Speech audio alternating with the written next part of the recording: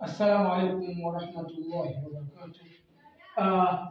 Watukufu watazamaji wa chaneli pendwa ya Al-Hidayah, nimetembelea leo katika wilaya hii ya Muheza, mkoa huu wa Tanga, katika kijiji cha Makole ambacho anafundisha ustadhi wetu Miraji Msenga. Nimetembelea madrasa kwake leo, falhamu nikawa na kazi ya kuendelea. Hii ni kuonyesha kwamba kazi inaendelea, kwa sababu nimekuta bado masomo mabichi yako ubaoni. Hii ni kudhihirisha kwamba kazi inaendelea, na hili kwa taarifa ndio atalielezea mwenyewe ustadhi kwamba hapa ni darasa la kina nani, watu wa kiwango gani, au wanawake au wanaume. Mwalimu, mfahamishe mtazamaji hapa tulipo, hili ni darasa la ngapi na kina nani wanaosoma hapa? Assalamu alaikum warahmatullahi wabarakatuh. Waalaikum salaam. Hapa tulipo ni darasa la wasichana pamoja na wakina mama, watu wazima.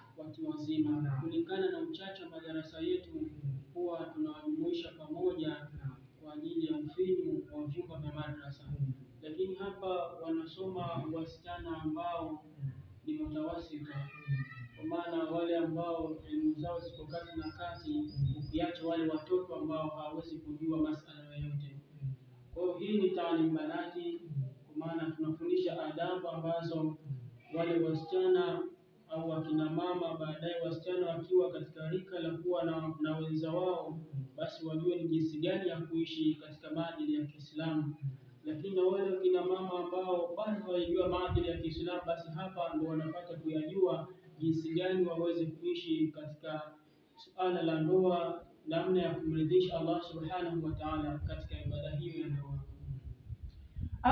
Ndugu zangu watukufu, bila shaka mmesikia maneno ya ustadhi kama alivyozungumza kwamba hapa ni sehemu ambayo wanapata ilmu mabinti wakubwa pamoja na kina mama ambao kwamba wameshaolewa. Na kama ufahamu ndugu zangu kwamba ilmu, Mtume Muhammad sallallahu alaihi wasallam alishasema talabul ilmi fariidatun ala kulli muslimin wa muslima, kwamba kuitafuta ilmu ni faradhi mno juu ya kila Muislamu mwanaume na Muislamu mwanamke. Kwa hivyo wanawake wana kila sababu ya kutafuta ilmu ya dini.